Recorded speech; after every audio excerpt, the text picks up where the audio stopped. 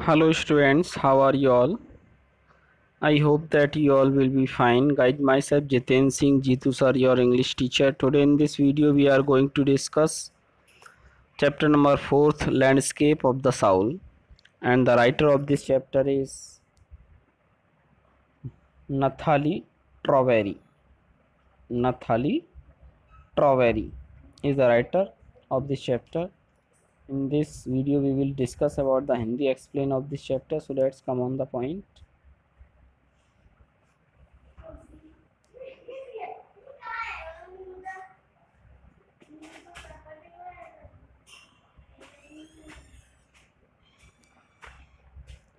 A wonderful old tale is told about the painter Wu Dozi, who lived in the 18th century.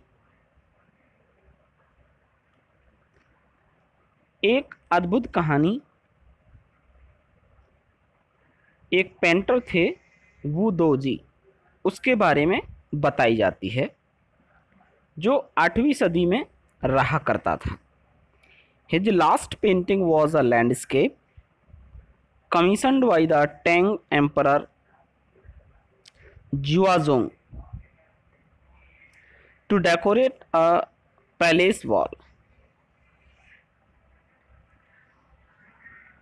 उसका आखिरी चित्र एक प्राकृतिक दृश्य था जो तांग सम्राट जुआजोंग द्वारा एक महल की दीवार को सजाने के लिए चुना गया था. The master had hidden his work behind a screen so only the emperor would see it.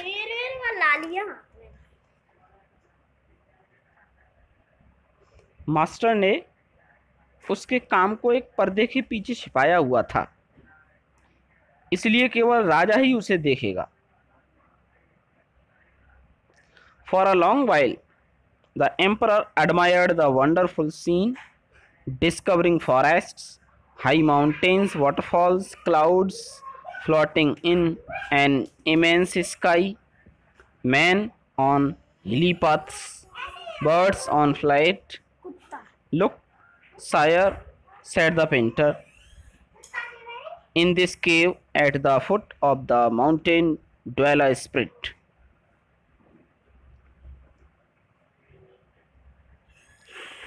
जंगल, ऊंचे पहाड़, झरने, विशाल आकाश में उड़ते हुए बादल, पहाड़ी रास्ते पर आदमी उड़ते हुए पक्षी आदि को खोजते हुए सम्राट ने इस अद्भुत नज़ारे को काफ़ी देर तक सराहा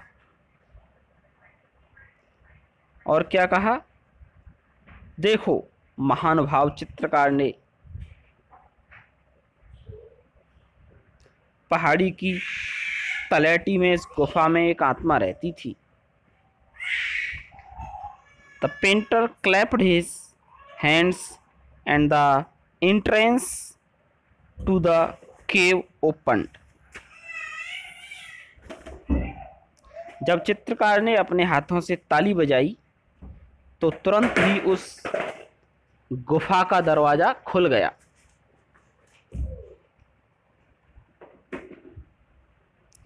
The inside is splendid beyond anything words can convey. Please let me show your majesty the way.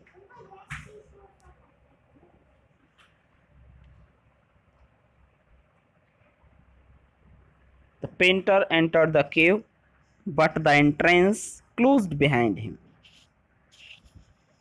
So it means अंदर का भाग, उस गुफा के अंदर का भाग बड़ा ही शानदार था जिसे शब्दों में कोई बयां नहीं कर सकता था. कृपया मुझे श्रीमान को रास्ता दिखाने दो. चित्रकार गुफा में घुसा और उसके पीछे से तुरंत ही दरवाज़ा बंद हो गया. And before the astonished emperor could move or utter a word, the painting had vanished from the wall. Not a trace of Wu Dozi's brush was left, and the artist was never seen again in this world. So it means जैसे ही दरवाज़ा बंद हुआ इससे पहले कि सम्राट हिल पाता और कोई शब्द बोल पाता, दीवार पर से तस्वीर गायब हो गई। वू दाऊजी की ब्रश का एक चिन्ह भी नहीं बचा था और कलाकार को दोबारा इस संसार में किसी ने नहीं देखा। वो कलाकार भी गायब हो गया। Such stories plays an important part in China's classical education. इस प्रकार की कहानियाँ चीन की प्राचीन शिक्षा में एक महत्वपूर्ण भूमिका निभाती हैं। The books of Confucius and Zhuangzi are full of them. Confucius और जुआंगजी की किताबें ऐसी कहानियों से भरी हुई हैं। The books of Confucius Zhuangzi are full of them. They help the master to guide his disciple in the right direction. और ये कहानियाँ अपने अध्यापकों को निर्देशित करती हैं कि वो अपने शिष्यों को सही दिशा देने में उनकी सहायता करें। Beyond the anecdote they are deeply revealing of the spirit in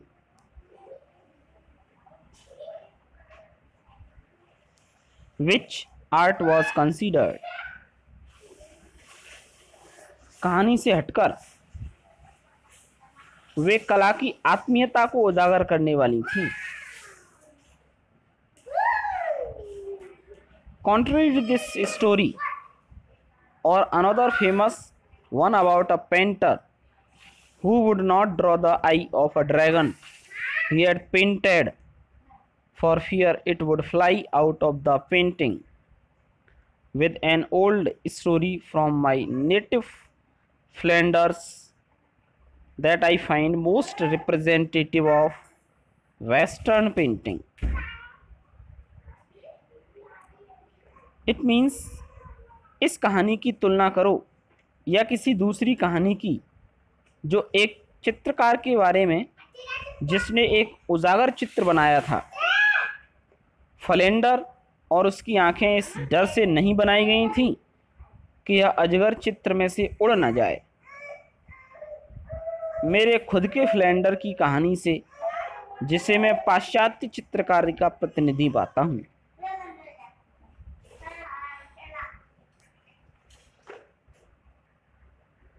In 15th century, Antwerp, a master blacksmith called Quentin Matsys fell in love with a painter's daughter. 15वीं शताब्दी के अंत में क्विंटन मैटेसिस नाम का एक लोहार, जो एक चित्रकार की लड़की से प्यार करने लगा था। The father would not accept a son-in-law in such a profession. पिता को इस प्रकार का व्यवसाय करने वाला पिता पसंद नहीं था। So Quentin sneaked into the painter's studio and painted a fly on his latest panel. इसलिए क्वेंटिन चुपचाप चित्रकार के कमरे में घुसा और इस प्रकार की वास्तविकता के साथ एक मक्खी का चित्र उसके पैनल पर बना दिया कि चित्रकार ने उसे उड़ाने का प्रयास किया, इससे पहले कि वह यह जान पाता कि क्या हुआ था।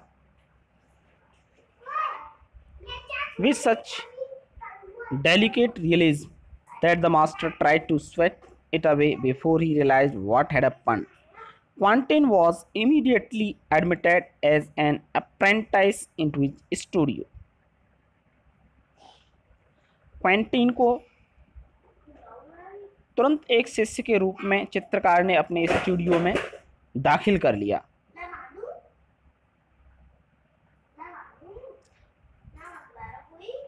He married his beloved and went on to become one of the most famous painters of his age. उसने अपनी प्रेमिका से शादी की और अपने समय का एक महान चित्रकार बना। These two stories illustrate that each form of art is trying to achieve a perfect,